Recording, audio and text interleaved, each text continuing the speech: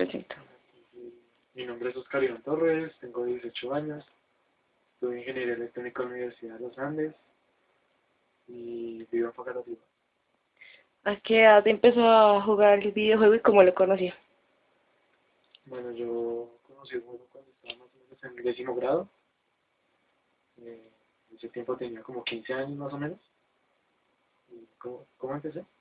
Bueno, pues yo tengo una consola Nintendo Wii y pues compré el Call of Duty 5 o World of War y empecé a jugar multiplayer de ese juego y pues poco a poco me fui adentrando en lo que era el gameplay, el modo del juego, las estrategias y todo eso. Pero básicamente jugaba solo. Y así seguí como un jugador casual.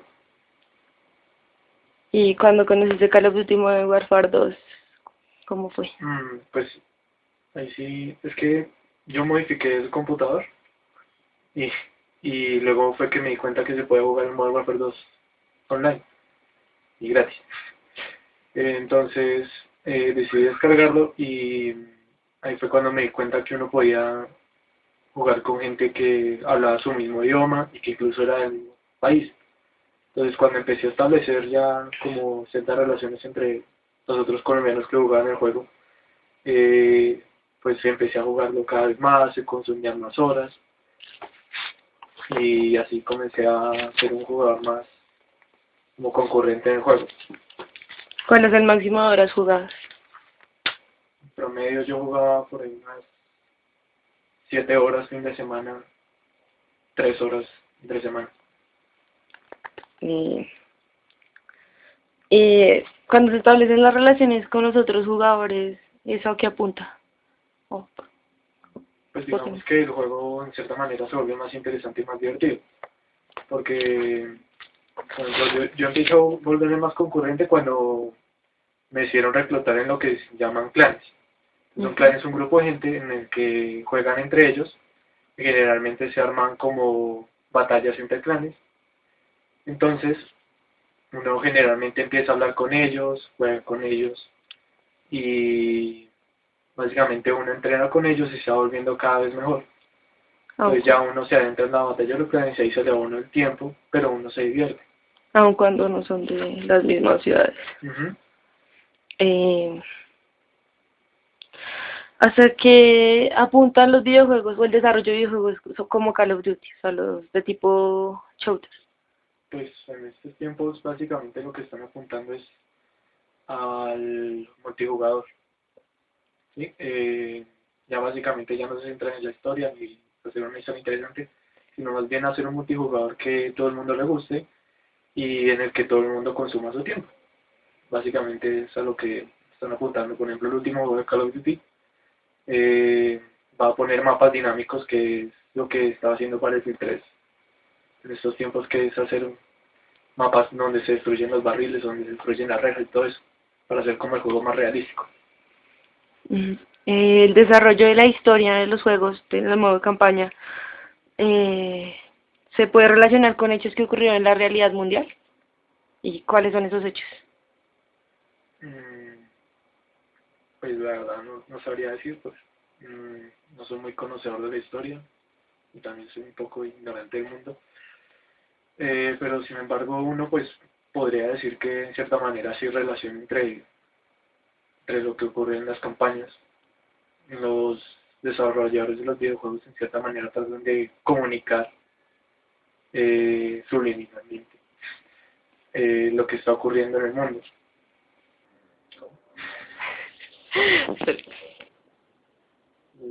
Digamos que sí, podría decirse que los desarrolladores de los videojuegos, sobre todo viniendo de Estados Unidos, de alguna u otra manera tratan de justificar los hechos que hacen eh, en la vida diaria, eh, poniéndose a ellos mismos como los héroes. Básicamente es algo como si Estados Unidos es lo mejor, nosotros hacemos siempre las cosas bien y los demás son los enemigos. ¿Cómo se reconoce eso en el juego? O sea, ¿cuáles son los héroes y cuáles aparecen como los villanos? Pues, por ejemplo, toda la historia de Modern Warfare fue entre Estados Unidos y Rusia. pues, el enemigo principal, que era Makarov, era Ruth.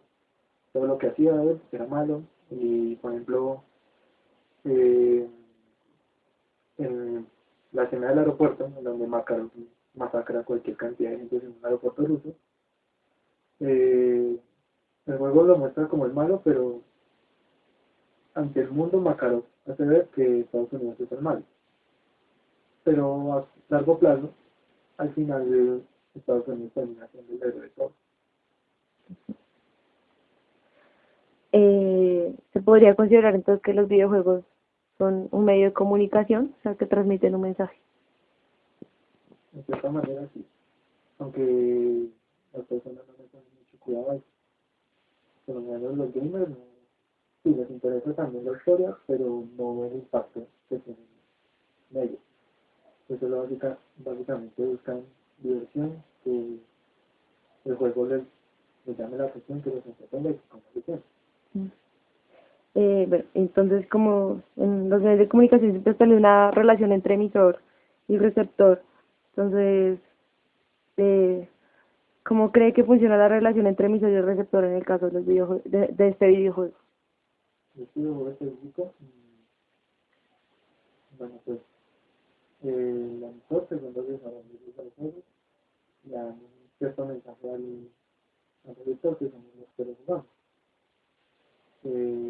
Independientemente de cualquier mensaje, se busca que tenga un cierto impacto y que a su vez le produzca al jugador un poco de curiosidad y así poder realizar sus secuelas y poder hacer más juegos y que el jugador siga comprando con la curiosidad.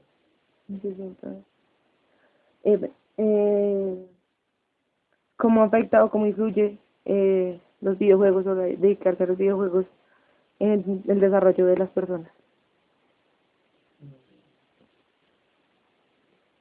Pues digamos que incide en el desarrollo de las personas mucho, pero en la forma de actuar y de vivir influye un poco. Porque, por ejemplo, yo cuando empecé a jugar videojuegos me empecé a mucho el mundo. No le pongo cuidado a las noticias, no me importa lo que pasa en el mundo. Básicamente lo que me importa es estar en el juego, tratar de jugar bien y ser mejor. También el juego de cierta manera me ha vuelto una persona nerviosa y entonces el juego me ha vuelto un poco más nervioso y sobre todo muy tímido. Eh, pues puede que el juego haya influido en eso, pero no estoy muy seguro de ello. También, o sea, los videojuegos se consideran como para desarrollar habilidades, o sea, ¿qué clase de habilidades puede llegar a tener una persona que juegue? Sobre todo concentración. Para un juego, el que sea, se necesita mucha concentración, se necesita muy buenos reflejos, se necesita siempre estar pendiente de lo que pasa, en lo que está sucediendo durante el juego.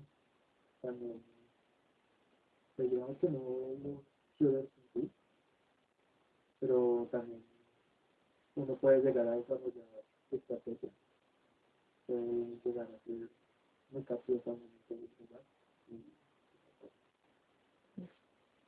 Eh, ¿Qué hace, o sea, a qué se le puede atribuir que los videojuegos sean tan masivos en este momento? Eh, Además, de- pues, de la que causa entretenimiento, ¿qué más se le puede? digamos que sobre todo eh, lo que son las animaciones, los gráficos y sobre todo las historias que traen los juegos. Por mi parte, para mí lo más importante en un juego es su historia. Eh, y lo que principalmente se está buscando en un juego es su historia. Si un juego tiene una buena historia, llama la atención del jugador y lo mantiene entretenido, siempre jugando. Como hay otros, ¿sí? Como va a decir, como va a resistir, entonces que llama la atención de la persona. Y todos esos juegos son interesantes es por su historia, más que por su gameplay o por sus gráficos. Eso es lo que mantiene entretenido y eso es lo que los vuelve tan masivos. porque de cierta manera el jugador se siente que está siendo como el protagonista, se siente que puede llevar a protagonista a su objetivo final. Entonces eso es lo que mantiene jugando al jugador y lo que trae más